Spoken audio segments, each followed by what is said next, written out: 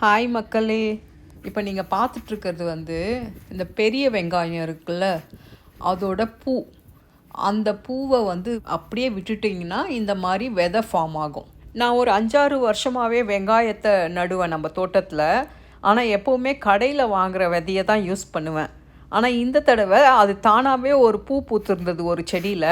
சரி, என்னதான் நடக்குது பார்க்கலாமேன்னு விட்டு வச்சா அது இந்த மாதிரி நல்லா முத்தி ஒவ்வொரு அந்த முத்துக்குள்ளேயும் 4-5 விதை இருந்தது. அதனால் சரி, ஓகே, இந்த வருஷம் இந்த விதையை யூஸ் பண்ணி பார்க்கலாம்.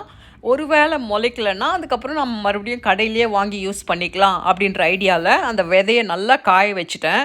ஆனால் ஒவ்வொரு முத்தியும் நசுக்கி எடுத்து அதுக்குள்ளே இருக்கிற அந்த கருப்பு விதையை எடுக்கிறதுக்கு என்னால் முடியல.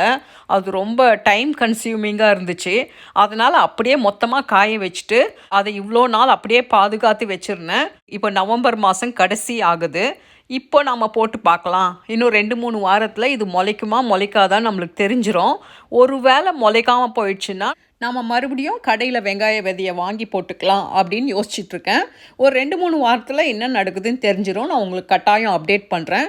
நம்ம சேனலை இப்போ தான் நீங்கள் ஃபஸ்ட் டைம் பார்க்குறீங்கன்னா மறக்காமல் சப்ஸ்கிரைப் பண்ணிக்கோங்க.